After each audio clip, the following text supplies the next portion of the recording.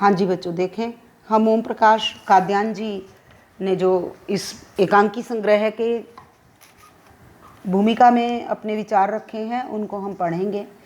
वो लिखते हैं कि लेखक ने इन एकांकियों के माध्यम से समाज में घटित हो रही अच्छी बुरी घटनाओं, विसंगतियों, मनुष्य के बढ़ते स्वार्थ, पैसा कमाने की लोलुपता, गिरते हुए नैतिक मूल्यों, धूमिल होती मानवता का सुंदर चित्रण किया है। तो बच्चों, ये जितने भी बातें उन्होंने कही हैं ये सब क्या हैं? ये रघुवीर सिंह मथाना जी के नाटकों की एकांकियों की विशेषताएं हैं। कौन कौन सी?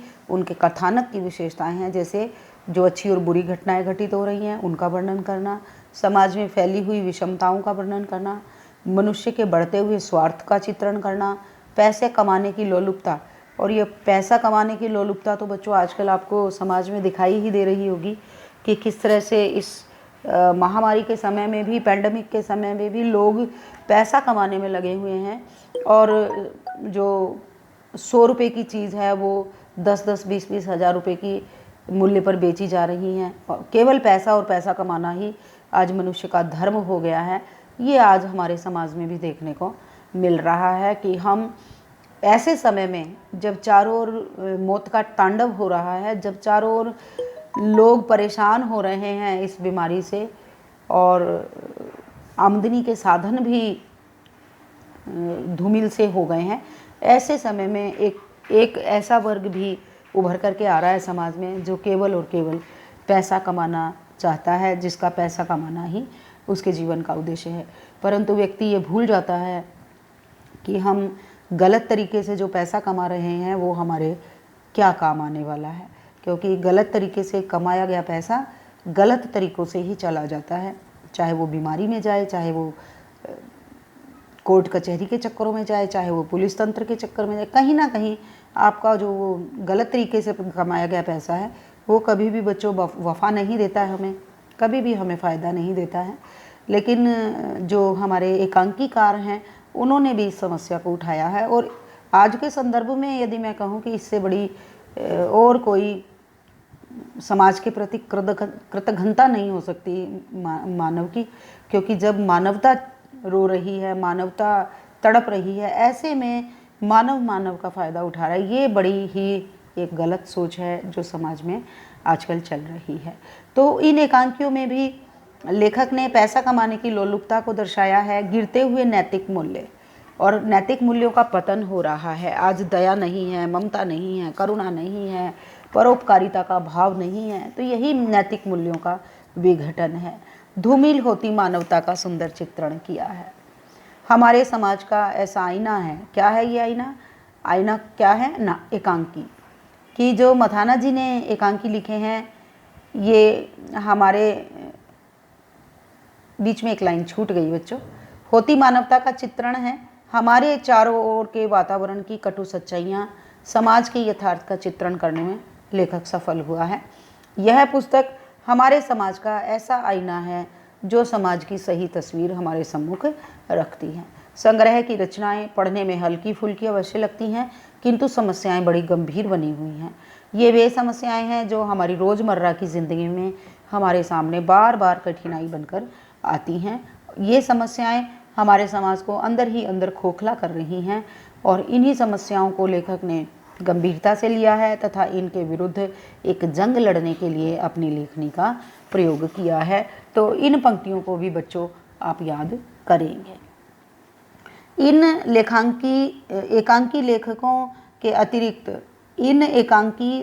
के अतिरिक्त डॉक्टर श्याम सखा श्याम ने मुखाग्नि, इनका एक उपन्यास भी आपने पीछे उपन्यास का विकास जब हम कर रहे थे तब आपने इस नाम को सुना था, श्याम सखा श्याम जी का।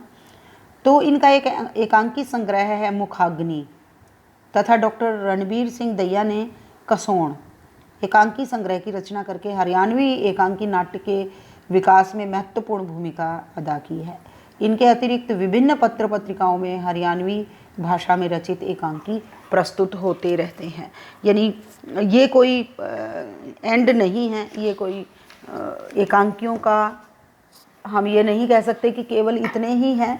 इसके अतिरिक्त और भी बहुत सारे एकांकी होंगे जो प्रकाशित हुए होंगे और जिनका नाम यहाँ नहीं दिया गया होगा। तो इस तरह से आप इन एकांकी संग्रहों की बातचीत करेंगे और इसके अतिरिक्त भी यदि आपको और एकांकी संग्रह या एकांकियों के नाम कहीं मिलते हैं तो आप उसको भी अपने इस उत्तर में सम्मिलित कर लें। ओके, आगे देखें। उसके बाद सेकंड है प्रहसन। प्रहसन में ये हास्य व्यंग्य पर आधारित होते हैं प्रहसन, और इन प्रहसनों में का जो मुख्य उद्देश्य होता है वह हास्य व्यंग्य के माध्यम से, हंसी मजाक के माध्यम से लोगों तक अपनी बात को पहुंचाना, यही लेखक का एकमात्र उद्देश्य होता है। तो प्रहसन जो है ये भी एक नाटकों का रूप ही है जिसमें हास्य और व्यंग्य का भाव होता है। मौखिक रूप में तो हरियाणा में प्रहसन प्राचीन काल से ही ये परंपरा चली आ रही है, परंतु नाट्य विधा को लिखित रूप में रूप प्रदान करने का श्रेय श्री राजाराम शास्त्री जी को ही है। तो आप देखते हैं कि हरियाणवी गद्य के विकास में जो योगदान राजाराम शास्त्री का है वह किसी और का नहीं है। तो राजाराम शास्त्री जी के का नाम लिखें आप, उनके आगे उनके उपन्यास लिखें, उनके एकांकी लिखें, उनकी कहानियों के नाम लिखें, और उससे क्या होगा बच्चों, आपको तीनों ही टॉपिक एक साथ तैयार हो जाएंगे। इसी तरह रघुवीर सिंह मथाना जी का नाम आता है, इसी तरह से श्याम सखा श्याम जी का नाम आता है। तो जितने भी ये मुख्य नाम आपके आ रहे हैं इन सब गद्य लेखकों के नाम लिखो और बच्चों उनके सामने उनकी रचनाओं के, उनके काव्य संग्रहों के, उनके जो कहानी संग्रह हैं या एकांकी संग्रह हैं उनके नाम आप लिख लें। तो उससे आपको इन तीनों ही प्रश्नों को, 3 प्रश्न से मेरा मतलब है हरियाणवी उपन्यास, हरियाणवी कहानी और हरियाणवी नाट्य साहित्य, ये तीनों ही प्रश्न बच्चों आपके एक साथ तैयार हो जाते हैं। तो आज के लिए मैं आपको ये होमवर्क दे रही हूँ, काम दे रही हूँ कि आप लोग इस काम को करें। और बच्चे एक पेज पर, केवल एक पेज पर इस काम को करेंगे, एक पृष्ठ पर। और करना क्या है, जितने भी लेखकों के नाम इन तीनों प्रश्नों को पढ़ते समय हमारे सामने आ रहे हैं उन सभी लेखकों के नाम लिखने हैं आपने। जैसे राजाराम शास्त्री, ये नाम लिखा। उसके बाद उनका जन्म के संबंध में जो भी बात है, और फिर उसके बाद उनका जो रचना परिचय है, तो रचना परिचय आपने ज़रूर लिखना है।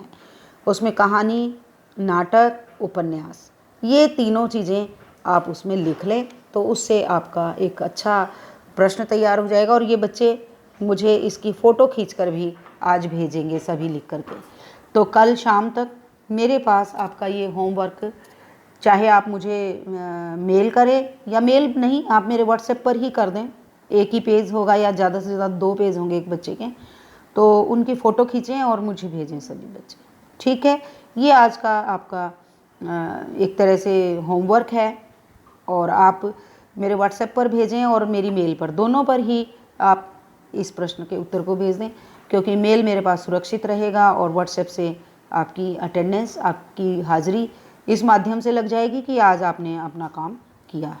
मेरी बात स्पष्ट है बच्चों? क्या करना है, लेखकों के नाम लिखने हैं और उसके साथ साथ उनकी रचनाओं के नाम लिखने हैं, उनके काव्य जो कहानी संग्रह है, नाटक संग्रह है या उपन्यासों की रचना है उसको सामने लिखना है। तो आप देखेंगे कि हमारे सामने ये 8 या 10 लेखक के नाम आएंगे और उनके सामने आप उनकी रचनाओं के नाम लिख लेंगे। और ये जो पेज होगा आपका जिस पर आप ये लिखेंगे 1-2 पेज पर, ये आपको आपकी परीक्षाओं में भी बहुत मदद करेगा। तो आप अपने रजिस्टर में कहीं भी इसको लिख लें, तैयार कर लें और मुझे फ़ोटो खींच के भेज दें। ठीक है, ओके। देखें आगे, श्री राजाराम शास्त्री जी को जाता है इसका श्रेय। प्रहसन के रूप में हरियाणवी भाषा में पहला संकलन 1983 में 1983 में धुलिया का पिटारा प्रकाशित हुआ। इसके रचयिता रहे राजाराम शास्त्री। इस संग्रह में कुल 11 प्रहसन संग्रहित हैं। इन प्रहसनों की प्रमुख विशेषता है कि इनकी कड़ियाँ परस्पर जुड़ी हुई हैं। इन कड़ियों को जोड़ने का काम इन प्रहसनों के 2 सूत्रधारों, सूत्रधार होता है जो कथा को आगे की ओर ले जाता है या जो कथा के बीच में एक माध्यम बनता है उसको विस्तार देने के लिए। जैसे कोई सूत्रधार, कोई अनाउंसर आए स्टेज पर, वो कहे कि देखो आगे ऐसा हुआ कि वह अपने घर गया और उसने जाकर अपने पिताजी से बात की और वो यूँ बोला, इस तरह से। तो जो ये बीच की बात है ये क्या हो गई, ये सूत्रधार ने बोली, और बाकी जो बात है वो पात्र बोलते हैं, तो उसको हम बोलते हैं सूत्रधार। सूत्रधार जो है ये संस्कृत नाटकों में एक महत्वपूर्ण भूमिका होती है सूत्रधारों की। इन कड़ियों को जोड़ने का काम इन प्रहसनों के दो सूत्रधारों, क्रमशः मदारी और जमूरा। आप लोगों ने भी बचपन में देखे होंगे इस तरह के खेल होते हुए। एक मदारी है, एक जमूरा है, हाँ भाई जमूरे, हाँ भाई मदारी, हाँ वो मदारी बोलता है फिर जमूरा बोलता है। तो इस तरह से उन्होंने अपने प्रहसनों को अभिव्यक्ति दी है, प्रस्तुति दी है। तो उदाहरण स्वरूप एक प्रहसन में से थोड़ा सा इसमें दिया गया है। मदारी, बोल क्या देख रहा है जमूरा? दो भाई बैठे बात कर रहे हैं। मदारी, हाँ ठीक देखा, और क्या दिखाई दे रहा है? जमूरा, एक भाई दूसरे को मना रहा है और दूसरा अकड़ रहा है। मदारी, ठीक देखा, बिल्कुल ठीक। अब देख इन दोनों भाइयों के झगड़े की करामात। मदारी और जमूरा दोनों नेपथ्य में चले जाते हैं, यानी मदारी और जमूरा क्या है? सूत्रधार है। नेपथ्य होता है पर्दे के पीछे, फिर पर्दा खुलता है। मांगेराम, हुक्के का कश लेते हुए, हाँ श्री राम बोला। दो भाई हैं, एक का नाम मांगेराम, दूसरे का श्री राम। श्री राम बोला, भाई वाह, फैसला कर ले बैठ के ईख भुवन का। मांगेराम, सच्ची बात तो यो है भाई, अक मैं तो ईख विक के चक्कर में पड़ता ना। श्री राम बोला, अरे भाई कि मैं अक्ल की बात कर, वह खेत खाली पड़ा से, दोनों मिलके ईख बोवांगे तो पता से कितना फायदा होगा। हास्य के साथ साथ इन प्रश्नों के माध्यम से तत्कालीन व्यवस्था पर करारे व्यंग्य किए गए हैं। और ये जो ऊपर ना ये एकांकी था मदारी और जमूरी के माध्यम से, कि किस तरह से दोनों भाई मिलकर ईख की खेती करने की बात करते हैं और केवल बात बात में ही, बात करते करते ही दोनों का झगड़ा हो जाता है और दोनों एक दूसरे का बंटवारा करने की बात करते हैं। ये एकांकी भी बच्चों पहले हमारे सिलेबस में होता था। इसकी भी समरी मैं प्रयास करती हूँ आपको भेज दूँ। उसके पश्चात आगे एक और उदाहरण लिया है उन्होंने तत्कालीन व्यवस्था पर करारा व्यंग्य करते हुए। न्यायाधीश, बोलो जो कुछ कहूँगा सच सच कहूँगा, सच के अतिरिक्त तो कुछ ना कहूँगा। गंगाराम बोला, सच न बोलूँगा तो क्या झूठ बोल लूँगा? न्यायाधीश, मैंने कहा वही बोलो जो मैं बोला, जो मैंने कहा वही बोलो। गंगाराम, वो नहीं बोलता जो न्यायाधीश बोल रहा, फिर से बोलता है, मरने की ज़रूरत है जी झूठ बोलने की। न्यायाधीश थोड़ा क्रोध में, जो मैंने कहा वही कहो। गंगाराम, अजी कहते दिया, जो वे बोल रहे हैं वही बोलो। गंगाराम, और वह सब कि मैं बोल के भी झूठ बोल दूँ तय के आड़े तो के आड़ लाग जाएगी या आगे। यानी कोई अगर मैं मान लो आपकी कसम भी खा लूँ गीता की और उसके बाद भी अगर झूठ बोल दूँ तो यहाँ पर कौन सा आगे जो है मेरे कोई आड़ लगना, माने कोई रुकावट आ जाएगी कि मेरी झूठ को पकड़ लेगी। तो इस तरह से इस तरह के प्रहसन हरियाणवी समाज में आप हर जगह देखेंगे, क्योंकि यहाँ तो बोल बोल में ही प्रहसन है। इस विधा का विकास अधिक नहीं हो सका। और आप देखिए ये एक तरह से हाजिर जवाबी है हरियाणा के लोगों के। उसके बाद आप देखिए झलकी रेडियो नाटक। तो बहुत सारे इस समय रेडियो नाटकों का बड़ा प्रचलन रहा। अगर मैं आज से तकरीबन 40-45 साल पुरानी बात यदि मैं आपको कहूँ तो मैंने देखा है अपने बड़े बहन भाइयों को, क्योंकि जब हम बड़े हुए तो टेलीविज़न आ गया था घर में काफ़ी सालों के बाद, कॉलेज जाने लग गए थे शायद उसके भी बाद।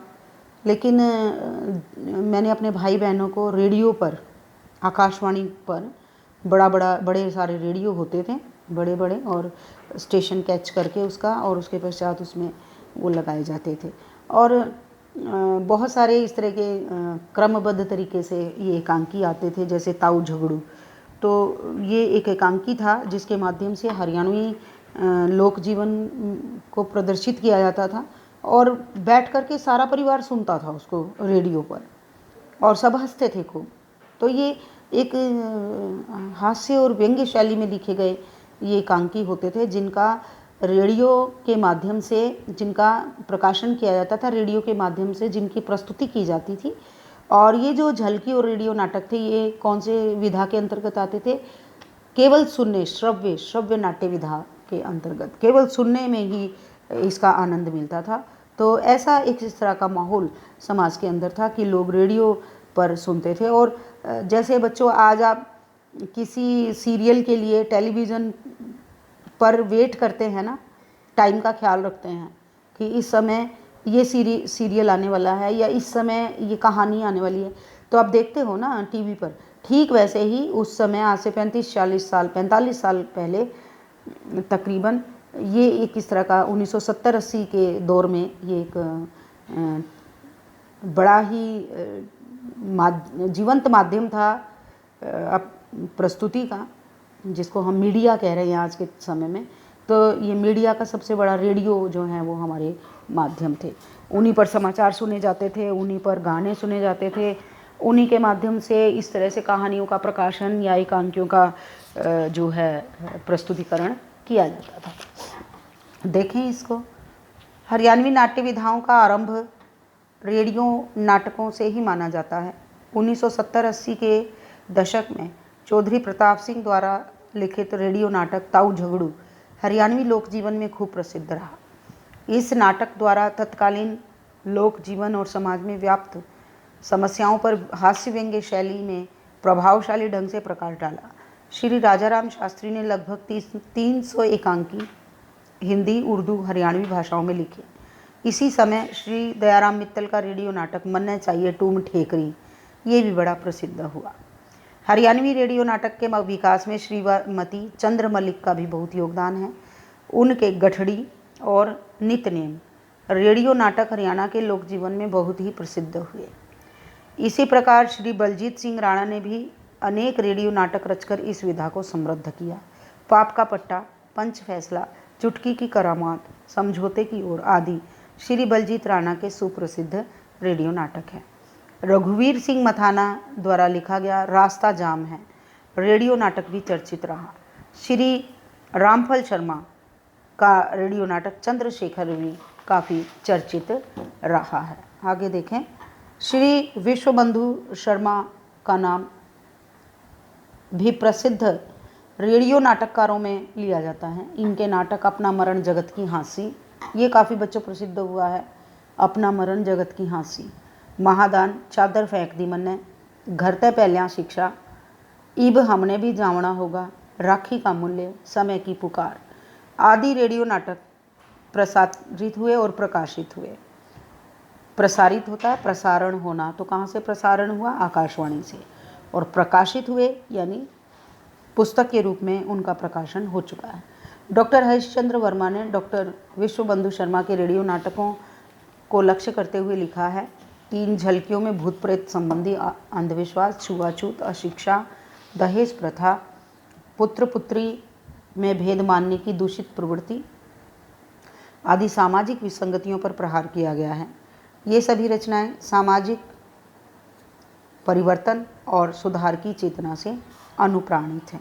इनके अतिरिक्त पंडित द्वारका प्रसाद रचित न्यू होया कृष्ण अवतार और नरेंद्र अत्री द्वारा लिखा गया वीर माता, राजवीर धनखड़ द्वारा लिखा गया घर की इज्जत और ओम प्रकाश दहिया द्वारा लिखा गया रमलू आदि रेडियो नाटकों ने भी हरियाणवी नाट्य साहित्य में के विकास में योगदान दिया है। तो बच्चों इस तरह से आप अलग अलग ये 3 इसमें बना करके पॉइंट, सबसे पहले एकांकी, उसके बाद प्रहसन और उसके बाद रेडियो और रूप झलकी, तो इनको 3 पॉइंट के माध्यम से अपने इस प्रश्न को आप याद करें, स्पष्ट करें। और इसमें बच्चों ज़रूरी है कि आपको इन एकांकियों के जो संग्रह हैं रचनाकारों के, एक तो आपको रचनाकार का नाम सही याद होना चाहिए और एक उनकी रचनाओं के नाम सही याद होने चाहिए, तभी जा कर के आपका एक अच्छा जो प्रश्न है वो तैयार होगा। जो दो मैंने अभी बात की थी, एक एकांकी की और एक प्रहसन की, अभी मैं देखती हूँ वो मेरे पास मिल जाएंगे और उसके पश्चात मैं उसकी समरी आप तक पहुँचाऊँगी, ताकि आपको ये जानकारी मिले कि किस तरह के प्रहसन या किस तरह के जो एकांकी हैं वो उस समय में रचे गए थे। ठीक है, तो आप सभी याद करें और जो काम मैंने आपको बोला है उस काम को भी अच्छी प्रकार से सभी करेंगे और मुझे उसकी फ़ोटो भी खींच कर भेजेंगे। और मैंने जो पहले मेल आईडी अपना दिया हुआ है डॉक्टर अनीता गोयल 720@gmail.com, ये इस मेल आईडी पर आप मुझे मेल भी कर देंगे और फ़ोटो भी खींच कर भेज देंगे। ठीक है, ओके, ऑल द बेस्ट।